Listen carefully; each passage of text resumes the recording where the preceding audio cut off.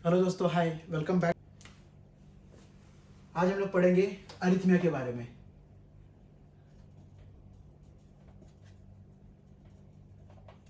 तो अरिथमिया होता क्या है? तो अरिथमिया सबसे पहले तो एबनॉर्मल हार्ट बीट को बोलेंगे हम लोग। एबनॉर्मल हार्ट बीट को हम लोग बोलेंगे अरिथमिया, जिसमें अगर आपका 60 के नीचे अगर हार्ट बीट है तो इसको हम लोग बोलेंगे ब्रैडिकार्डिया, और 100 के ऊपर है अगर तो इसको हम लोग बोलेंगे टैकीकार्डिया। ठीक है। बट अरिथमिया में क्या होता है, आपका हार्ट मोस्टली टैकीकार्डिया ही प्रोड्यूस करता है, यानी कि यह आपका ऑलमोस्ट 100 के आसपास रहेगा, 100 बीट्स। ठीक है। सो इस केस को हम लोग बोलेंगे टैकीकार्डिया, इस केस को हम लोग बोलेंगे अरिथमिया, जहां पे टैकीकार्डिया हो रहा है आपको। फाइन। अभी हमने अपने पिछले लेक्चर में पढ़ा ही है कि हार्ट का कॉन्ट्रैक्शन किन किन वजह से होता है। तो ये होता है सोडियम की वजह से, कैल्शियम की वजह से एंड पोटेशियम की वजह से। ठीक है। जो इसको हम लोग जो हार्ट जो मेजर करने वाला जो डिवाइस है उसको हम लोग बोलेंगे ECG। ठीक है, जिसका फुल फॉर्म है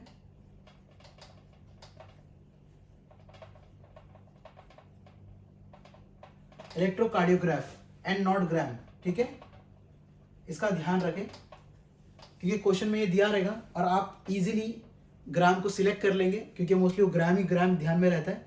इसके लिए इसको ध्यान रखिएगा, वरना आपके वो एक पॉइंट चले जाएंगे। फाइन।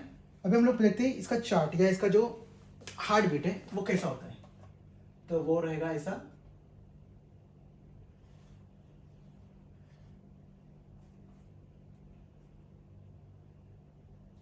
ओके। सो ये आपका P, Q, R, S and T। ठीक है, जहां पे P आपका आर्टेरियल बीट है and Q, R, S, T ये आपका वेंट्रिकुलर बीट है, जिसमें से Q, R, S ये आपका है ventricular repolarization and your T is ventricular depolarization. Sorry, ये आपका रहेगा डीपोलराइजेशन और ये रहेगा आपका रिपोलराइजेशन। ओके, तो इतना आपको समझ में आ गया। अभी हम लोग पढ़ते हैं उसके बीट की तरफ, कि किस तरह से हम लोग उसको पहले बीट कैसा होता है और फिर हम लोग किस तरह से उसको प्रिवेंट कर सकते हैं, ये हम लोग चेक करते हैं। ठीक है, तो आइए थोड़ा सा हम लोग ग्राफ के बारे में देख लेते हैं इसके। ठीक है, तो ये एक ग्राफ है जहां पे आपका ये आएगा फेज 0, फेज 1, फेज 2,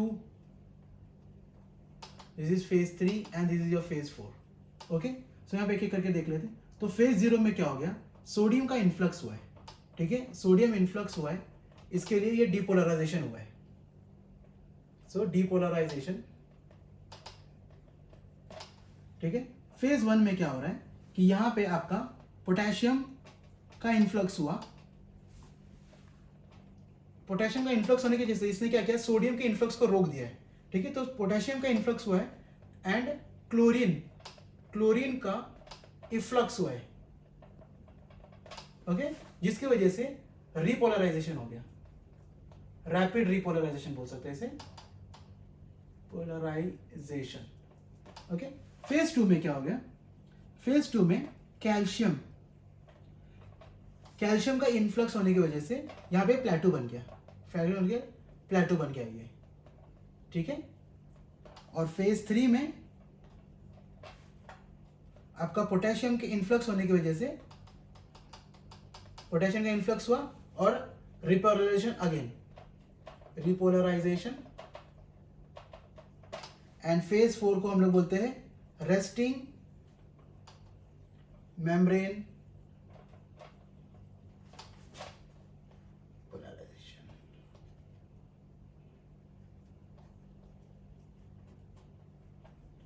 ठीक है। सो फेज 4 को हम लोग बोलेंगे रेस्टिंग मेम्ब्रेन पोलराइजेशन। ठीक है, समझ में आ गया आपको ये phase 1, phase 0, phase 1, phase 2, phase 3, phase 4 के बारे में। सो इसकी जो मेडिसिन है इनकी इर्द गिर्द ही घूमेगी, जैसे कि सोडियम को ब्लॉक करने वाला चाहिए, पोटेशियम को ब्लॉक करने वाला चाहिए, कैल्शियम को ब्लॉक करने वाला चाहिए। ठीक है, सो किस तरह की मेडिसिन बनेगी इसमें? सो पोटेशियम ब्लॉकर या पोटेशियम इनहिबिटर बोल सकते हैं, फिर कैल्शियम इनहिबिटर या कैल्शियम ब्लॉकर,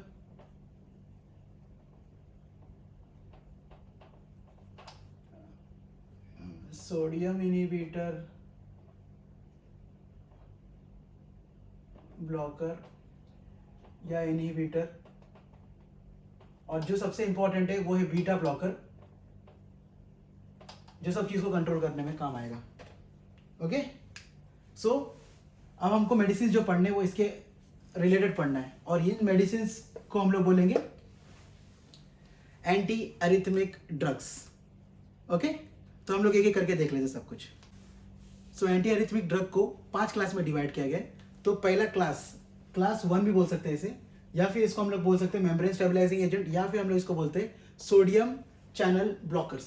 ठीक है, इसमें 3 कैटेगरी है, class 1A, 1B and 1C, जिसमें से क्लास 1A में हम लोग इसको शॉर्ट में ही पढ़ सकते हैं, QPD करके याद रखिएगा, क्योंकि क्लास 1A के बारे में पूछता है, बार बार पूछा गया है कि which of this is a class 1A drug, और अलग अलग टाइम पे अलग अलग ऑप्शंस रहे हैं। सो आप QPD याद रखिएगा।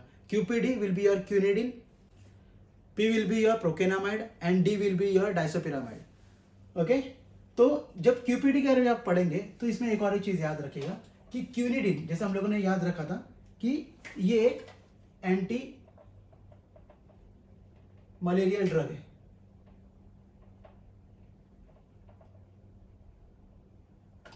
ठीक है, और यहां पे प्रोकेनामाइड जो है ल्यूपस लाइक सिंड्रोम कॉज करता है।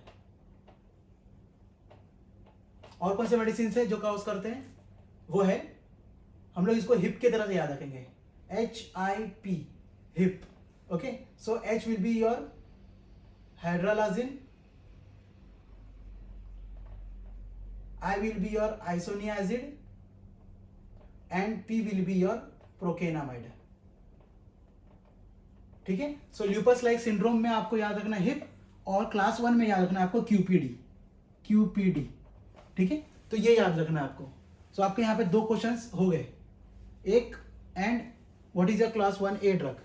ठीक है, ये आपको बार बार पूछा जाएगा इस बारे में। अब लिडोकेन की अगर बात किया जाए तो लिडोकेन जो है, लिडोकेन एंड फेनिटोइन, इस सबको देख लेते हैं। ये एंड योर बीटा ब्लॉकर्स, ये तीनों भी ये क्या काम करता है? ये हेल्प करता है डिजिटालिस इंड्यूस्ड टैकीकार्डिया के लिए। वेरेज लिडोकेन एक लोकल एनेस्थेटिक भी है, ये हम लोगों ने पढ़ा ऑलरेडी, और फेनिटोइन जो है आपका एपिलेप्सिक मेडिकेशन है, एपिलेप्सी में काम आता है ये।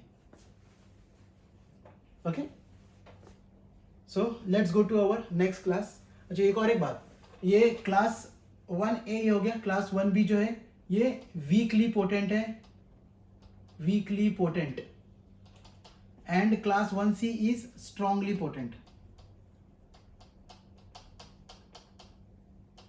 ठीक है, ये जो क्लास 1A के जो मेडिकेशंस है ये फेज 0 में काम आते हैं, फेज 0 को रिड्यूस करता है, और क्लास 2 ये आपका प्रोलॉन्ग करता है resting membrane potential. So class 3 अगर जो है वो काम करता है आपके फेज 3 पे, फेज 3 पे काम करता है ये आपके प्रोलॉन्ग करने के लिए। फेज 4 जो है ये आपके फेज 4 पे काम करता है, सॉरी जो क्लास 4 है आपके फेज 4 पे काम करता है प्रोलॉन्ग करने के लिए। ठीक है, same like a beta blocker. Okay, तो एमेडोरन का देख लेते हैं। एमेडोरन जो है ये कॉज करता है ग्रे मैन सिंड्रोम, और ग्रे बेबी सिंड्रोम कौन कॉज करता है हम लोग ने देखा ऑलरेडी, क्लोरामफेनिकॉल। ठीक है, ग्रेमैन सिंड्रोम।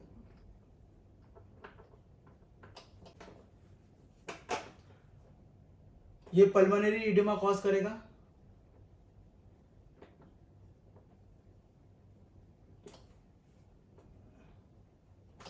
और ये मॉर्फिन का टी हाफ बढ़ा देगा, increases T half of morphine. ठीक है, क्यों? क्योंकि ये एक एंजाइम इनहिबिटर है, ये एंजाइम इनहिबिटर है इसके लिए। ओके, अब ब्रेटिलियम की बात कर लेते हैं।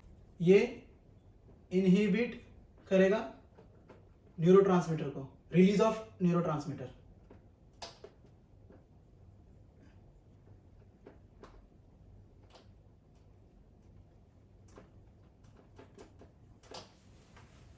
ओके, और जो वेरापेमिलिन डिलीटी है, जब हम ये क्या करेगा, फेज 4 को प्रोलॉन्ग करेगा, क्योंकि जितना प्रोलॉन्गेशन होगा, ठीक है, ये मेडिकेशन का काम क्या है, जो भी हम लोग ब्लॉकिंग करेंगे, जिसको भी हम लोग ब्लॉक करेंगे, वो उसका काम थोड़ा डिले कर देगा।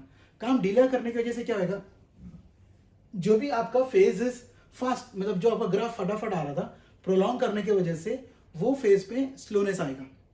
जब वो फेज स्लो होगा, ऑटोमेटिकली बीट में चेंज आएगा। जब बीट में चेंज आएगा तो ऑटोमेटिकली आपका हार्ट रेट नॉर्मल रेट में बीट होना स्टार्ट हो जाएगा। ठीक है, तो यही काम है इन सबका। अब यहाँ पे क्लास 5 की अगर बात किया जाए तो इसमें डिकॉक्सिन हम लोग ने कल ही पढ़ा था इसके बारे में। हम लोग यहाँ पे पढ़ेंगे फिलहाल में एडिनोसिन के बारे में। तो ये हम लोग देते हैं पैरेंट्रली, और इसका साइड इफेक्ट है, ये रैशेस कॉज करता है। तो स्किन रैश, चेस्ट में भी रैश कर देगा, या चेस्ट रेड कलर कर देगा, rash on the chest, skin rash कर देगा, फ्लशिंग कॉज करेगा, डिस्पनिया कॉज करेगा। डिस्पनिया का मतलब लॉस ऑफ ब्रेथ, या ब्रीदिंग कम हो जाएगी। ठीक है, okay, got it. So arrhythmia में यही है, इतना ही मेडिसिन से और इतना ही पढ़ाई करना है आपको। ये सब जितना भी मैंने आपको पढ़ा है, ये सब इंपॉर्टेंट है। अब ये सब चीज़ों का ध्यान रखें। मैंने जितना भी आपको पॉइंट्स लिख के दिया है, ये सब का आप पॉइंट्स लिख लीजिए, क्योंकि एक एक तरह के अलग अलग तरह के क्वेश्चंस पूछे गए हैं इसमें। Okay, so that's it for now, let's meet in our next lecture. अभी का हमारा लेक्चर खत्म हो चुका है, और आपको ये लेक्चर कैसा लगा आप ज़रूर हमें बताएं। अगर आपको ऐसा कुछ लग रहा है कि मैं कुछ लैग कर रहा हूँ, या मैं आपके हिसाब से नहीं पढ़ा पा रहा हूँ, तो वो भी हमें बताइए। तो मैं कोशिश करूँगा अपने आप को सुधारने की। और अगर आपकी तरफ से अगर कोई कमेंट हो मेरे लिए कि सर आप थोड़ा सा चेंजेस लाइए, या आपको क्या चेंज चाहिए मेरे पढ़ाने में, आप वो भी हमें बता सकते हैं। तो इंशाल्लाह हम लोग उसको भी अप्लाई करने की कोशिश करेंगे। और थोड़े दिन बाद मैं क्वेश्चन बैंक्स भी स्टार्ट करूँगा देना एक एक करके, तो वो भी आपके लिए हेल्पफुल होगा। Okay, if you like this video or if you like this thing, please subscribe, like and share. Thank you and best of luck. Goodbye.